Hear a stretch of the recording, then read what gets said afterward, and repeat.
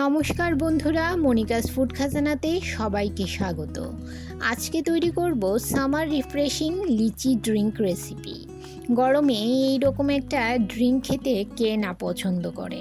ছোট বড় সবাই আমরা লিচি ড্রিঙ্ক পছন্দ করি। গরমে মাত্র কয়েকদিনের জন্য এই লিচি বাজারে আসে। তাহলে চলুন দেখে নেওয়া যাক কীভাবে বাড়িতে খুব সহজেই তৈরি করে নেওয়া যায় এই লিচি ড্রিঙ্ক। লিচি ড্রিঙ্ক তৈরি করতে এখানে নিয়ে নিয়েছি 500 গ্রাম লিচু। ভালো করে ধুয়ে নিয়েছি। এবারে খোসা ছাড়িয়ে লিচুর দানাটা বের করে নেব ও লিচুর শাঁসটা একটা পাত্রে নিয়ে নেব। আমার চ্যানেলে নতুন বন্ধু হয়ে থাকলে চ্যানেলটি সাবস্ক্রাইব করে পাশে থাকা বেল আইকনটি প্রেস করুন আর নোটিফিকেশন অল করুন পরবর্তী ভিডিওর আপডেট পেতে। আর যারা ফেসবুক থেকে ভিডিওটি দেখছেন তারা ভিডিওটিতে একটা লাইক দিয়ে পেজটি ফলো করুন।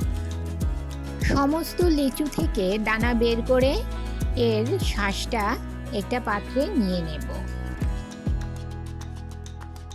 সমস্ত লিচুগুলো একটা মিক্সি জারে নিয়ে নিলাম আর নিয়ে নিলাম 2 চামচ পরিমাণ চিনি। লিচু কতটা মিষ্টি হবে তার উপর নির্ভর করে চিনি দিতে হবে।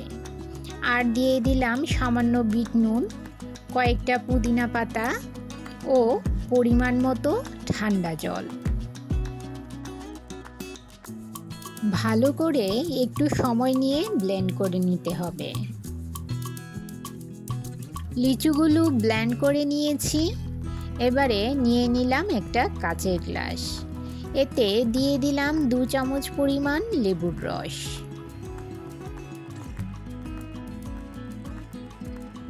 গ্লাসের উপর একটা ছাঁকনি বসিয়ে লিচুর রসটা ছেঁকে নেব।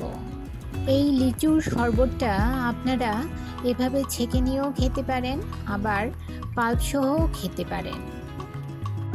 500 গ্রাম লিচুর পাল্প থেকে আমার 2 গ্লাস পরিমাণ লিচুর জুস হয়েছে।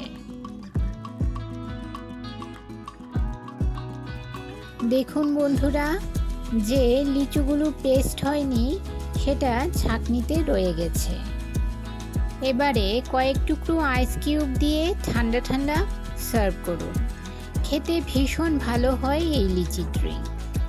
খুব কম সময়ে বাড়িতেই তৈরি হয়ে গেল একদম দোকানের মতো লিচি ড্রিঙ্ক। রেসিপিটি ভালো লাগলে অবশ্যই একটা লাইক করুন। আপনার একটা লাইক পৌঁছে দিতে পারে আমার রেসিপি আরও বহু মানুষের কাছে।